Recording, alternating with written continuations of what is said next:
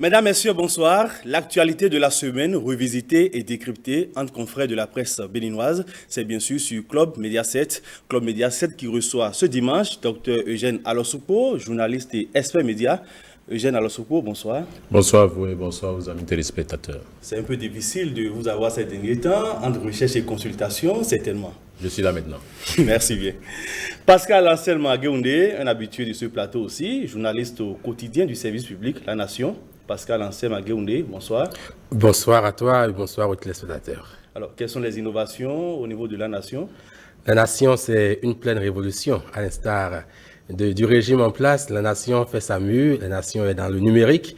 Et je pense que pour ceux qui sont habitués à lire le journal, ils l'auront constaté. Nous sommes plus présents sur les plateformes digitales. Nous avons un site très dynamique et notre chaîne YouTube, notre page Facebook fonctionne très bien. À part cela, il y a de nouvelles rubriques, naturellement, comme toute vérification faite, une rubrique de check pour vérifier les informations qui sont données ici et là sur les réseaux sociaux et qui ne sont pas toujours vraies. Donc, il y a plein d'innovations à La Nation. Je pense que progressivement, nous allons entrer dans la dynamique même de ce monde révolutionnaire dans lequel nous sommes déjà. Allez, bon vent à vous. Merci. Acte 1 de cette émission, c'est la revue de presse hebdomadaire que nous propose ici Marcel Arrossi.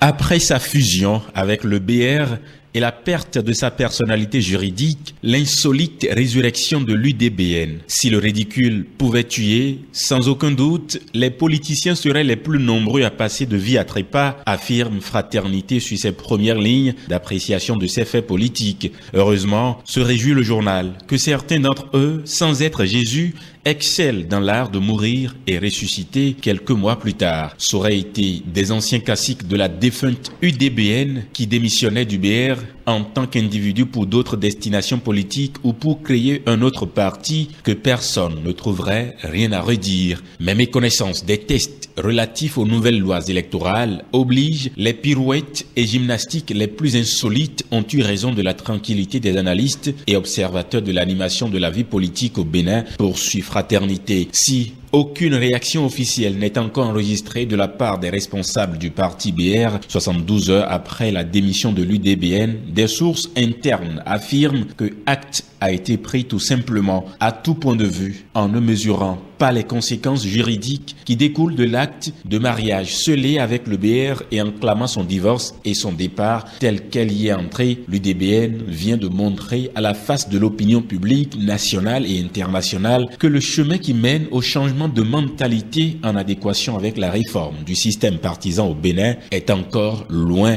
apprécie le journal. Grâce présidentielle accordée à 350 détenus, Talon affiche sa bonne foi selon la presse du jour. Par décret numéro 2022-494 du 3 août 2022 portant grâce présidentielle au titre de l'année 2022, le chef de l'État, Patrice Talon, aurait gracié 350 prisonniers des différents centres d'incarcération du pays.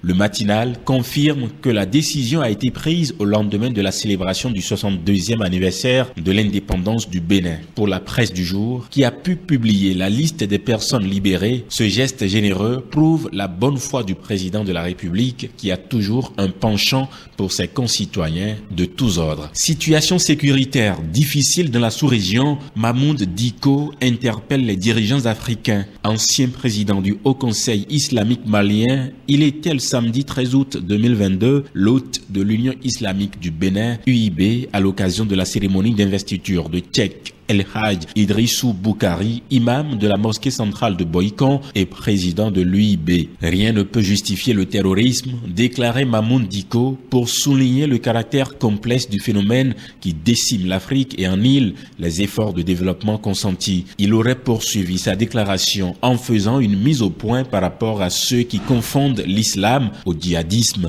Les musulmans n'ont pas besoin de se justifier. L'islam est une religion de paix, rapporte le matin matinale. EPP à Dogleta et Segbeya à Akpakpa, des modules de classe pièges à hommes. Les enfants étudient la peur au ventre, les parents inquiets. Manchette de fraternité vendredi dernier, partant des clôtures écroulées aux salles de classe branlantes et inhabitables à Akpakpa, dans le 3e arrondissement. Les complexes scolaires d'Adogleta et Segbeya sont dans un état critique, constate le journal. Vétusté des modules de classe, murs fendillés, toitures complètement rouillées et trouées, la qualité des infrastructures frappe à l'œil du quotidien Fraternité. Le même constat, voire pire, serait fait à l'EPP Segbeya, situé à un peu plus d'1 kilomètre de celle-ci. Grosso modo, ces infrastructures scolaires sont inhospitalières, conclut le journal. Finissons avec la revue de quelques grands titres de la semaine. Le matinal, reconfiguration de l'échiquier politique à quelques mois des législatives, tir croisé entre partis politiques, UDBN, 3 divorces pour un enterrement, la FCBE en spectatrice joyeuse. Cyril Dikui tente de se justifier. Le PRD repêche Karamatou Fagbon.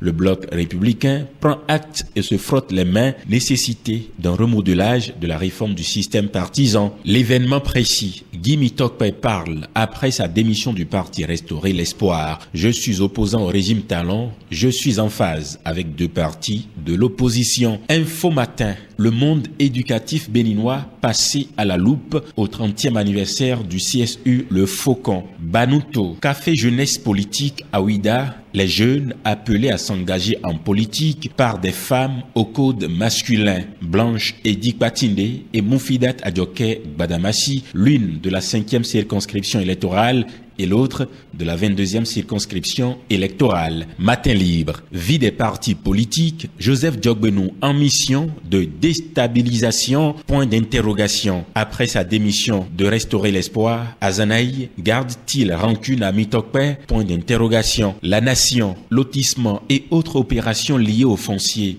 géomètre et rad dans l'expectative. Le Soleil Bénin Info, animation de la vie politique au Bénin, Yahi souscrit à une assurance tout risque. Le Grand Regard, démission au sein du BR, Karamatou Fagbon espérait la tête de Jean-Michel à Bimbola, point d'interrogation. La Nouvelle Tribune, vague de démission au sein d'un parti de la mouvance, un plan secret pour fragiliser le BR.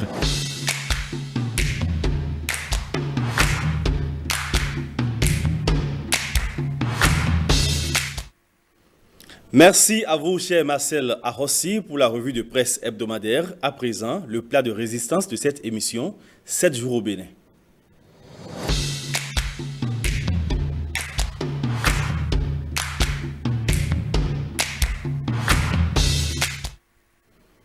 Eugène Alosupo, le divorce est désormais prononcé entre l'UDBN et le BR. Pourquoi parler encore de démission alors que pour l'opinion publique, l'UDBN en tant qu'entité politique ne devrait plus exister après son adhésion au BR? Et c'est la surprise, puisque à l'aune de la réforme du système partisan, il a été prôné de grands rassemblements politiques qui puissent bien s'exprimer sur la scène politique nationale.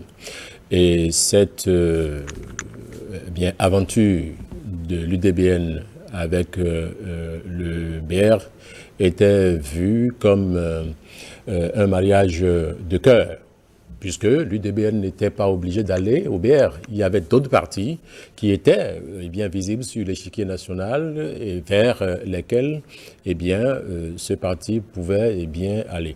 Alors, je considère que lorsque vous décidez d'être ensemble avec quelqu'un, encore que c'est un mariage, en amont, vous avez analysé tous les contours sur lesquels vous devez tomber d'accord. Alors, lorsque, suite à ce qui est arrivé, que d'aucuns ont qualifié de suspension des activités de l'UDBN au sein du BR, de suspension d'accords politiques. Ou suspension d'accords politiques, nous comprenons qu'une suspension, c'est un arrêt momentané. Et donc, l'arrêt définitif n'est pas encore arrivé. Si nous considérons que c'est cette expression. Mais nous avons tout fait de comprendre que l'UDBN a décidé de claquer la porte et de partir. C'est peut-être les premières expériences difficiles que nous faisons de la réforme du système partisan, puisqu'il était entendu que lorsque vous êtes en fusion, eh bien, aucun des partis ne pouvait encore retrouver leur identité initiale. Ce qui est arrivé devait nous servir de leçon et nous permettre de raffiner davantage les tests relatifs à ce système partisan. Maintenant, pour la suite, est-ce que l'UDBN est en mesure, sur le plan juridique, de retrouver son identité? C'est difficile. Maintenant, j'ai compris que l'UDBN avait pris l'option d'aller vers un parti à partir du moment où elle était consciente de sa capacité de mobilisation sociale au terme des dernières élections communales. Donc, à elle seule, elle ne pouvait pas survivre sur la scène politique nationale. Elle est allée vers le BR. Cela dit que même si elle devait sortir du BR, sa survie restera problématique. Elle doit aller ailleurs, puisque nous sommes encore à l'épreuve des 10% qu'il faut nécessairement avoir pour compter au terme d'une élection, notamment en ce qui concerne les élus locaux et nationaux. Donc, le fait de partir du BR n'est pas la fin des difficultés pour l'UDBN, à mon avis. La solution est devenue plus difficile à partir du moment où, et j'en étais surpris, que l'UP de son côté a tapé du poing sur la table qui ne veut pas de renégat. Pascal Ansem-Aguehoundé, les responsables de l'UDBN, parlent de trahison, de mensonge, évoquant le fait que le BR organise des activités avec des membres de l'UDBN sans se référer à la hiérarchie. Quelles que soient les raisons évoquées, il faut reconnaître que l'acte que pose l'UDBN aujourd'hui montre encore combien de chemin nous avons à faire pour arriver à cet idéal que la réforme du système partisan prône. Et je pense déjà que l'UDBN a du mal elle-même, en tant qu'entité, à se comprendre et à se positionner. Et je ne sais pas si l'UDBN mesure tout l'enjeu de la décision qu'elle a prise. Parce que, vous l'avez dit tout à l'heure, l'UDBN n'existe plus. Nous en parlons parce que nous savons qu'il y a un parti qui s'appelait UDBN, mais l'UDBN n'existe plus juridiquement. Et les tests à propos sont très clairs. Et quand vous prenez simplement l'article 11 de la loi qui porte charte des partis politiques, qui dit d'abord que tout citoyen qui jouit de ses droits civils et politiques peut adhérer à un parti et est libre également d'en démissionner. L'article 12 dit ensuite qu'il n'y a que des personnes physiques qui sont membres, et donc pas de personnes morales. Et UDBN, c'est une personne morale qui a disparu. Donc, on ne peut pas être dans un parti politique et se prétendre encore être petite personne morale. Donc, c'est des individus de UDBN qui sont déjà devenus des individus du BR. Donc, quand on dit même qu'il y a des activités qui s'organisent avec des individus du BR ou bien tel clan, non, mais il n'y a plus d'individus qui soient de l'UDBN. Ils appartiennent tous désormais au BR. Puisqu'il s'agit d'une fusion, ce n'est pas une alliance de partis politiques, c'est bien une fusion. Je pense que l'UDBN doit comprendre que juridiquement, son combat est fini avant même de commencer. Juridiquement.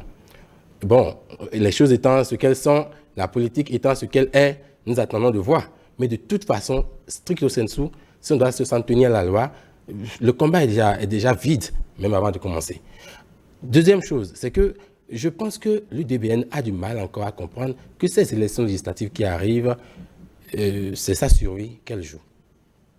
Cette entité est en train de disparaître progressivement et après avoir disparu, bien sûr juridiquement, elle est en train même de disparaître, cette fois-ci, je dirais, du point de vue des acteurs en fait. Parce que, on le sait tous que la nouvelle loi, dans son article 27, dit que quand un parti ne présente pas des candidats à 2 élections législatives consécutives, ce parti-là perd son statut juridique. Donc, de toute façon, aller seul aux élections n'était pas chose, je dirais, envisageable pour l'UDBN. Alors, l'UDBN envisage certainement encore un autre mariage politique, qui sait? Donc, l'UP a été clair. Ce n'est pas évident que l'UP accepte en l'état, eh bien, pour ce que nous avons lu, un nouveau mariage avec l'UDBN, encore qu'elle était déjà dans un autre mariage qui n'a pas fini de révéler tout son sens. Alors, ce n'est pas évident. Alors, les possibilités qui s'offrent, les 2 grands partis politiques sur la scène nationale, c'est l'UP et le BR. voilà que l'UDBN vient de sortir du BR. L'UP, ce n'est pas évident. Donc, il y a d'autres options qui s'offrent à cette union-là. Je ne veux pas citer de partis. Alors, le risque, c'est s'associer à un parti qui n'a pas encore prouvé toute sa capacité de mobilisation sur la scène politique nationale. Encore qu'on connaît ce que vaut sur le plan mobilisation et sur le plan électoral, eh bien l'UDBN. Donc, eh bien, si on n'est pas assez fort, on ne pourrait pas tendre la main à quelqu'un qui est supposé faible. Donc, toute la problématique est là. Et l'UDBN, pour ne pas répéter mon vis-à-vis, que l'UDBN a pris un grand risque sur la scène politique nationale. C'est un grand risque, c'est un risque de disparition. Si on devait être rigoureux avec les tests, eh bien cette entité politique n'existe plus. Peut-être que dans leur analyse, il y a d'autres possibilités de suivi. Vous avez des avocats qui sont à l'intérieur, qui ne sont pas les moindres, qui réfléchissent à la situation. Mais ce n'est pas le moment de ces manœuvres incertaines, à partir du moment où nous devons aller aux législatives en janvier, au début janvier 2023. Et l'UDBN, ce n'est pas bon ce qui se passe, ce n'est pas bon et la suite pourrait lui être très difficile. Quel est le mal qui rongerait le BR? Parce que cette même semaine, Karamat Fakboun avait démissionné de cette formation politique. Qu'est-ce qui justifie cette avalanche de démissions au sein du bloc républicain, à votre avis?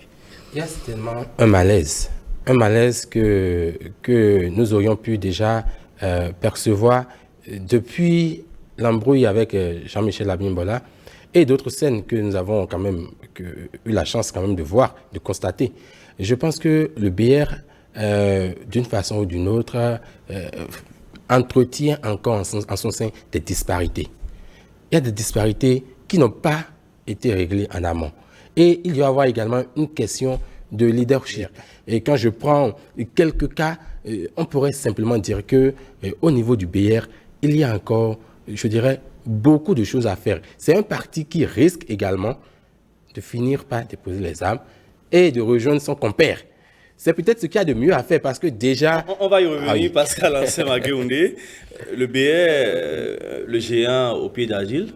Ce dont nous parlons se passe dans tous les partis politiques, encore que nous sommes à la veille d'élections capitales comme les législatives.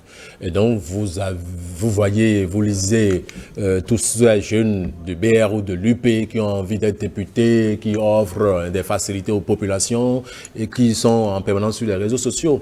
C'est un mouvement permanent qui va durer jusqu'à la tenue des élections en janvier 2023. Je ne dis pas spécifiquement qu'à l'intérieur du BR, il y a un problème. Il y a toujours dans les partis politiques des blocs, des décisions. Et les blocs se basent. C'est vrai que c'est ce que nous devons inviter, mais il y en a qui avaient des habitudes politiques et qui se sont retrouvés à l'intérieur du BR ou de l'UP ou d'autres partis et qui vont continuer à voir les choses d'une même façon.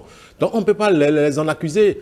Vous savez, il y a quand même de grands carnassiers au sein de l'UP et du BR, de grands carnassiers, des gens qui ont de l'expérience.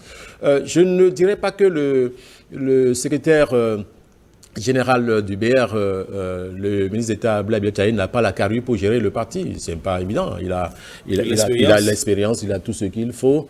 Mais quand on est à cette position, on n'appréhende pas toujours tout ce qui est intérêt de ceux-là avec qui on travaille et qui pourraient être nuisibles à la base. Lorsque le président Amoussou a laissé la tête de l'UP, vous avez vu toutes ces campagnes qu'on a faites contre Blaise Biotchaï, il doit partir parce qu'il était devenu incapable de gérer le parti, etc. Certainement. Ce n'est pas forcément les mêmes réalités. Ce ne sont pas les mêmes réalités. Le BR et l'UP, ce ne sont pas les mêmes réalités. Ce n'est pas la même allure. Aujourd'hui, le BR a le défi, ou du moins avait le défi parce que les donnes changent, de rattraper l'UP en matière de conquête de l'électorat, d'assises électorales. Avec d'autres réalités, les choses sont en train de changer, mais ça reste une vision. C'est pas parce que, eh bien, on avait plus d'élus nationaux qu'on va demeurer premier parti. Ça dépend des stratégies, ça dépend de qui on a positionné pour les législatives. C'est la grosse question qui va encore créer beaucoup de dissensions dans les partis politiques, notamment à l'UP et au BR. Parce qu'il y en a qui sont là, qui sont des obstacles aux autres. Il y a d'autres qui veulent bien percer et qui n'ont pas l'espace pour y aller. Et donc, s'il faut passer par les cristaux, les gens feront l'effort de passer par les cristaux ou de contourner les obstacles. Et vous allez voir que les prochains jours, il pourrait encore avoir d'autres démissions. Dès que la liste des personnes, des personnalités qui seront positionnées pour aller aux élections, eh bien, sera annoncé, de part et d'autre, il y aura de remue-ménage. Malgré tout ce décryptage, pensez-vous à une probable fusion entre l'UP et le BR, comme l'évoquait tantôt le confrère? Vous savez, moi, personnellement, ça ne m'arrive pas d'y penser parce que c'est pratiquement, nous allons nous retrouver dans une situation, de parti unique, hein, entre griffes. Deuxièmement, à l'intérieur du BR, il y a quand même suffisamment de personnes qui ont l'expérience. Vous avez des anciens ministres, vous avez des députés, des gens qui ont l'expérience, qui puissent animer une formation politique à succès. Maintenant, quand on quitte le BR, on vient déranger les gens de l'UP, qui eux aussi étaient en position, etc. Je n'en veux pour preuve, hein. Certainement nous allons parler du PRD qui vient à l'UP, mais écoutez, l'arrivée du PRD dans l'UP crée des problèmes de positionnement, des problèmes, il y en a qui se croyaient hyper puissants, qui aujourd'hui vont devoir céder de leur espace d'influence. Justement, pourquoi cette ruée des hommes politiques vers l'UP? C'est déjà ce que j'avais commencé à décrire. C'est vrai, il faut qu'on le reconnaisse. Quand les élections s'approchent, il y a toujours de ces genres de mouvements et c'est ce qu'il y a de plus normal en fait. C'est tout ça qui fait la vitalité de la politique dans un pays. Mais cette ruée vers l'UP doit pouvoir nous amener à voir qu'ils sentent qu'ils n'ont plus d'intérêt à l'UP. C'est comme ça, l'homme se décide par son intérêt en fait. Ils n'ont plus d'intérêt à l'UP. Et voyez, l'UP, malgré toute son assise politique et partant de là, et tous les potentiels candidats qu'il y a à l'UP, des gens se permettent encore d'arriver. Alors même qu'ils savent que c'est presque un chemin déjà broussaillé. Il y a tellement de personnes déjà sur le chemin, mais ils se permettent d'arriver parce qu'ils sentent que c'est là qu'il y a l'espoir en fait. D'une façon ou d'une autre, c'est parce qu'ils sentent que c'est là qu'il y a leur intérêt. Personne ne prend ces genres de décisions-là en l'air. Forcément, il y a un intérêt à venir à l'UP. Déjà, quand on voit le leader qui est là, le leader qui est sur place, je ne veux pas parler de ses qualités personnelles, mais je veux simplement m'intéresser à l'aspect, je dirais, aspect intérêt politique. C'est que les personnalités politiques qui sont dans le BR vont se dire, celui-là qui est devenu le leader de l'UP, mais c'est la main, carrément la main droite du chef de l'État. C'est sa main, carrément. On se dit, bon, avec celui-là, on a plus d'opportunités, forcément. On sait qu'on est davantage proche du chef de l'État. On est proche, bien que l'autre ne soit pas moins proche du chef de l'État, il est ministre d'État. Mais en termes de relations, avant même d'être président, on connaît un peu la nature des relations entre... Vous n'êtes pas dans le secret des dieux. On n'est pas dans le secret des dieux, mais il y a des choses qui ne se disent plus. Ça se sent, et ça se lit. Et d'ailleurs, Diogbenou n'a jamais lié cela. Étant même président de la Cour constitutionnelle, il n'a jamais nié cela parce que, vous vous en souvenez, on lui a souvent demandé mais pourquoi il était toujours proche du chef de l'État alors qu'il est président. Il a déclaré que son statut de président de la Cour constitutionnelle ne fait pas de lui un ennemi de Patrice Talon. Voilà. Ce qui est Est-ce la présidence de l'UP est désormais assurée par Joseph Diogbenou qui bouscule, qui provoque tout ce séisme? Bien évidemment, le fait qu'il y ait un changement à la tête de ce parti-là a ouvert la voie à certaines facilités auprès d'autres. Je n'aurais jamais imaginé que si Bruno Amoussou était encore président de l'UP, que le PRD aurait la facilité de venir vers, pas certainement avec le même entrain. Vous connaissez les histoires politiques entre les deux. Et donc, l'avènement du professeur Joseph Diogbenou a quand même boosté cette volonté. Vous savez, les problèmes que nous avons ne sont pas toujours des problèmes de groupe. Hein. Il y a beaucoup d'hommes politiques qui ont des problèmes individuels. Hein, parce que sous Kérékou, on m'avait bien taclé, donc je deviens l'adversaire. Sous Yahi, on m'a empêché d'être nommé. Mais il y a des hommes politiques qui lorsque vous rencontrez, qui disent, mais c'est à cause de tel que je n'ai pas été ministre.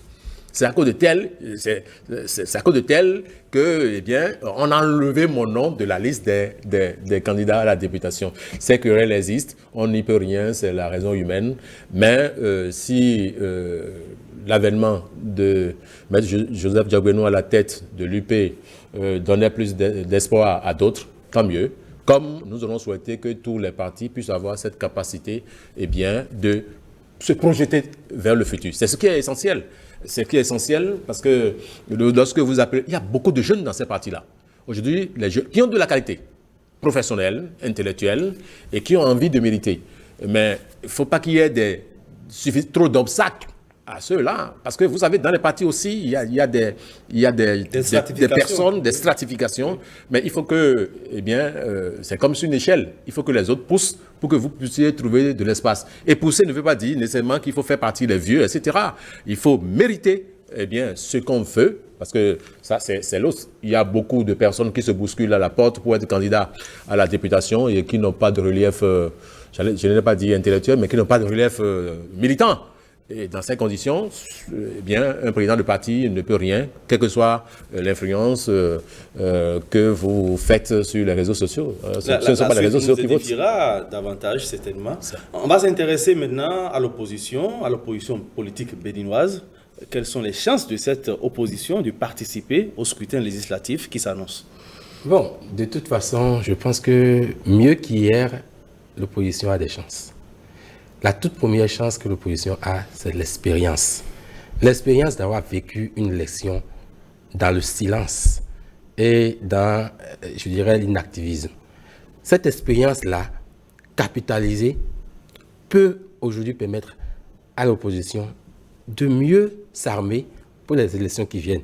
J'espère que l'opposition ne suit pas simplement dans un silence narquois ce qui se passe maintenant entre les partis de la mouvance. Voilà, tel qui bouge, qui va ici. J'espère que l'opposition ne croise pas les doigts.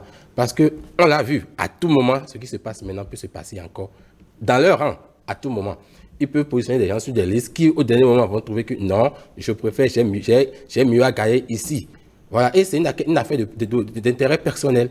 Donc, l'opposition gagnerait plutôt à tirer leçon de tout ce qui se passe pour mieux serrer ses rangs. Commencer à mieux serrer ses rangs et être sûr de ses militants.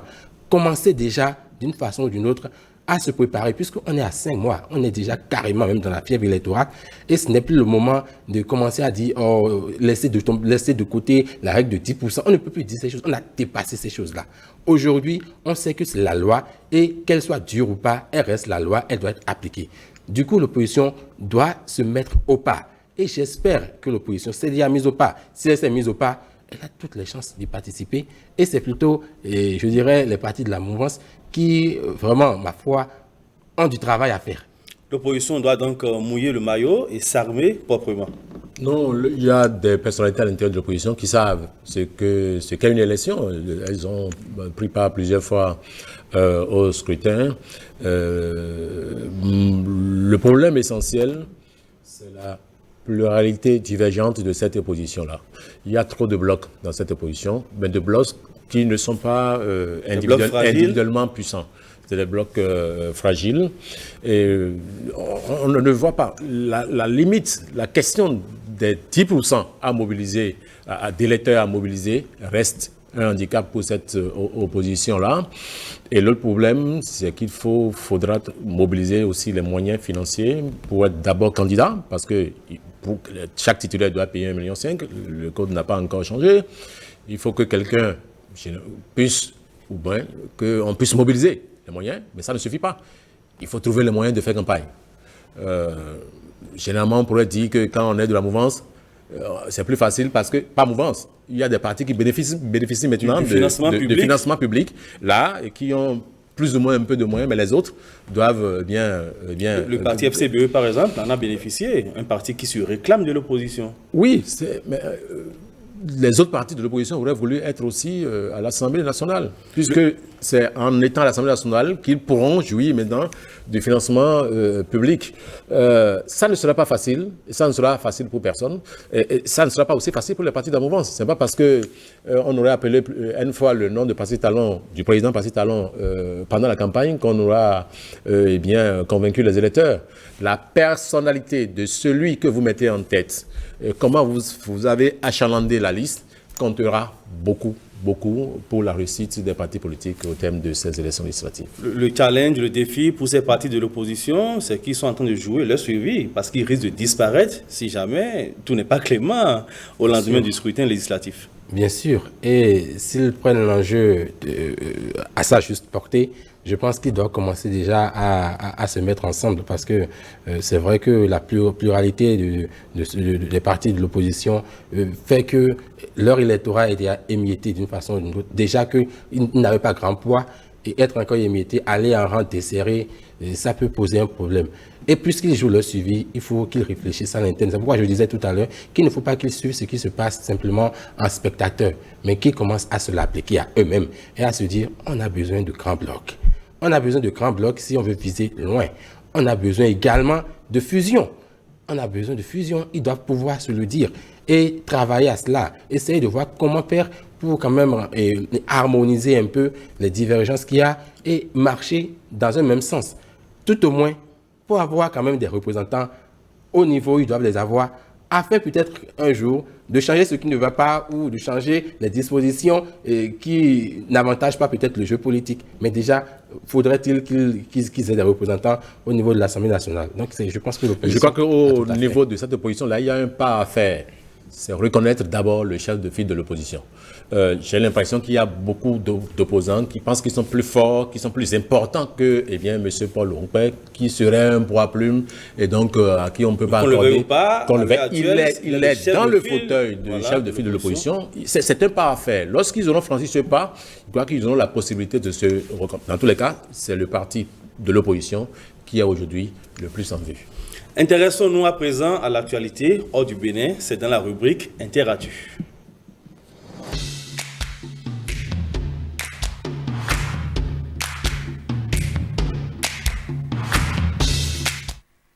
Après 9 ans de présence sur le sol malien, la force française Barkhane a officiellement fait ses valises, a quitté le pays d'Assimi Goïta, conséquence certaine de la dégradation avancée des relations entre Paris et Bamako. Aucune surprise, on s'y attendait. Vu l'allure qu'avait prise le gouvernement de transition au Mali, les Français aussi s'y attendaient parce que ce sont des échéances qui ont été fixées et ce sont les derniers contingents qui ont été déblayés, excusez-moi l'expression, vers le Niger. C'est le résultat qui importe. On ne peut pas dire que les Français n'ont rien fait au Mali. Ils ont pu faire, l'armée française a su faire le possible, seulement que les populations n'ont pas été convaincues de la sincérité des troupes françaises.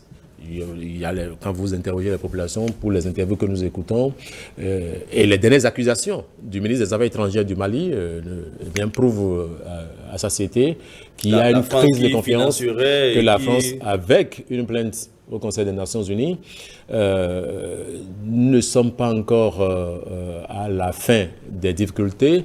On nous a dit, les informations que nous avons eues ces dernières heures, qu'il y a des troupes de Wagner qui se sont signalées à Gao et ailleurs. Si c'est la solution, tant mieux. C'est l'État malien qui décide de qui va l'aider à sécuriser le territoire.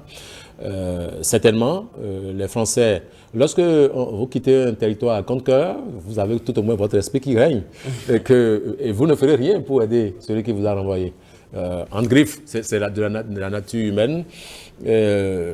Nous avons intérêt, aux Béninois que nous sommes, Togolais, Nigériens et de l'Afrique de l'Ouest, que la paix revienne dans cette partie du Mali. Et que les Français jouent franc jeu pour qu'il n'y ait plus d'éléments de suspicion. Repli de la force française Barkhane vers le Niger.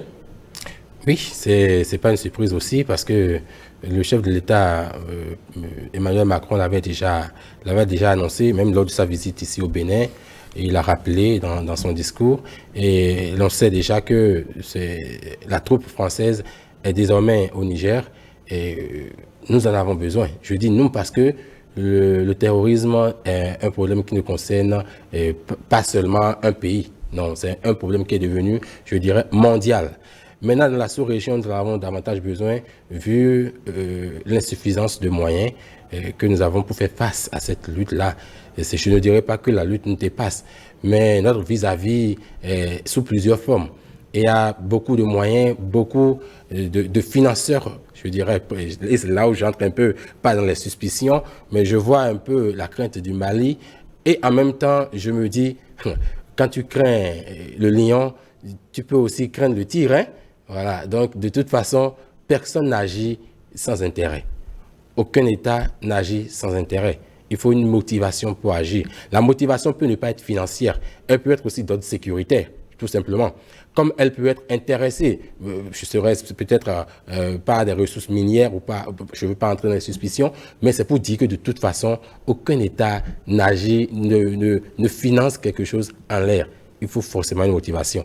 Et le Mali gagnerait à savoir que Wagner ou Russie ou quoi d'autre ne vient pas un enfant de cœur, forcément. La Russie, nouvelle alliée du Mali pour contrer le terrorisme. Le Mali qui accuse, comme vous l'évoquiez, la France de fournir des armes et des renseignements aux terroristes. Oui, Russie, nouvelle alliée, mais cette amitié militaire vient dans un contexte de guerre contre l'Ukraine. Donc ça a fragilisé le centre de concentration des énergies aujourd'hui, c'est l'Ukraine.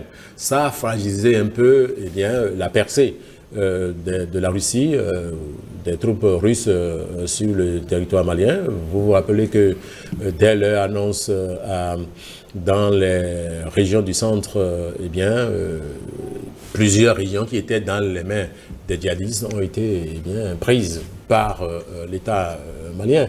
Donc, mais cette progression a été ralentie. Il n'y a pas d'alliance qui soit fortuite. Il y a toujours quelque chose derrière. La Russie a quelque chose à gagner. La Russie a surtout intérêt à imposer sa force géostratégique, à se montrer plus présente en Afrique. Et donc, les intérêts avec les Occidentaux ne sont pas toujours les mêmes. Ce n'est pas la même façon de voir les choses. Vous savez qu'en Centrafrique, la Russie a une assise et aurait voulu avoir d'autres assises dans la sous-région. Pourquoi pas au Burkina Faso? Vous avez vu et entendu les populations réclamer le départ des Français. Ça peut être une manipulation ou pas, mais quand même de plus en plus, il y a des voix qui s'élèvent pour exiger un changement radical de la politique française, notamment de la politique militaire française en Afrique et en Afrique de l'Ouest. Et puis au Kenya, c'est désormais le nouvel homme fort du pays. Il s'appelle William Ruto. Il succède à Uhuru Kenyatta, dont il a été le vice-président. Même si ce dernier ne l'a pas soutenu, il a plutôt soutenu Raila Odinga, l'opposant historique. Bien sûr, c'est pourquoi j'allais dire que c'est quand même un exploit pour celui qui a été déclaré quand même admis à succéder à son président, parce qu'il a été vice-président, vous venez de le dire, malgré les enjeux, malgré les embûches, il y est arrivé. Vous voyez jusqu'à aujourd'hui encore, et son opposant, son principal vis-à-vis, n'est toujours pas convaincu des résultats de l'élection et continue de clamer quand même malversation à certains niveaux. Voilà, et je pense que c'est son discours qui m'intéresse cette fois-ci. Il donne l'impression de vouloir travailler avec tout le monde. Il fait table rase de tout ce qui est passé et pense beaucoup plus à la réconciliation, à travailler ensemble. Il n'y aura pas d'exclus, il n'y aura pas de personnes discriminées, il n'y aura qu'un seul peuple. Et s'il avance dans ce sens-là, les quiproquos vont disparaître avec le temps, c'est ça. William Ruto, un self-made man qui a quitté le néant pour le firmament, c'est quelqu'un qui a fait du chemin pour en arriver là où il est aujourd'hui. Et lorsque vous réussissez dans la vie privée, il n'y a pas de doute que vous ne réussissez pas dans la vie politique. Nous avons des exemples partout, en Afrique et dans le monde. Ce qui a retenu mon attention, c'est le score très étriqué entre les deux. 50,49% pour être président de la République, 200 33 000 voix de différence, c'est quand même très peu. Et le Kenya n'a plus intérêt à tomber dans les travers d'il y a 5 ans. Et j'ai eu un peu peur, comme d'autres encore, puisqu'on faisait des analyses, quand il y a cette forte dissension au sein de la commission électorale. Quand même, c'est la majorité qui a pris position contre Ruto. Il ne faudra pas aussi accuser le président Kenyatta, qui a pris l'option de supporter Raila Odinga, certainement pour penser les plaies d'il y a 5 ans. Seulement que quand ça se passe comme ça, celui qui était son vice-président, qui est désormais aux affaires, eh bien, pourrait lui créer quelques ennuis, parce que aucun pouvoir n'est tranquille, aucun pouvoir n'est propre, aucun pouvoir ne fait les choses de façon très très orthodoxe. Un pouvoir, ce n'est pas une église. Et donc, encore qu'à l'église, on peut faire les choses autrement. Donc, il faut prier que cette adversité ne naisse pas très tôt entre le président sortant et celui qui a pris le pouvoir, qui n'a pas supporté et qui a envie de montrer autre chose que des adversités politiques qui n'avaient rien donné au Kenya. Raila Odinga, toujours dans ses complaintes du candidat malheureux. Non, pour la 5e fois, comprenez qu'il ressente les douleurs de cet échec-là, encore qu'il pouvait nourrir l'espoir d'être président de la République. 50,49% face à quelqu'un qui se dit président de la République, ce n'est pas simple. C'est difficile à digérer avec les dissensions. Donc, il pouvait avoir comme argument la dissension entre les membres de la commission, s'il a vraiment les arguments. Vous avez vu, il y a des élections, on a annulé une présidentielle au Kenya. Ça peut encore arriver. Si ça arrivait, tant mieux, on va reprendre à zéro. Peut-être que cette fois-ci, ça sera plus chaud qu'il y a 5 ans, parce qu'une présidentielle, c'est une présidentielle. L'avenir politique immédiat du Kenya? Mais j'espère qu'ils ne vont pas retomber dans les travers, tout simplement. Et c'est vrai que le score nous laisse voir quand même une différence très faible, et on comprend davantage maintenant les suspicions et tout ce qu'il y a comme réserve autour de ces résultats-là. Et d'autant plus que celui qui est le vis-à-vis malheureux a quand même une certaine faveur publique. Je pense aussi que le fait que le président sortant soit un soutien pour celui-là vient encore donner davantage à cette faveur publique-là dont je parle. Et on s'étonne alors maintenant de voir un peu que ce soit sur quelques voix que tout se joue. C'est sûr que si l'on creuse davantage et s'il veut aller plus loin, on pourrait se tourner vers une scène de reprise de l'élection présidentielle, et par temps, c'est beaucoup d'autres choses encore à reprendre. Wait and see. Oui, wait and see. Dernière rubrique de cette émission, les potins de la toile.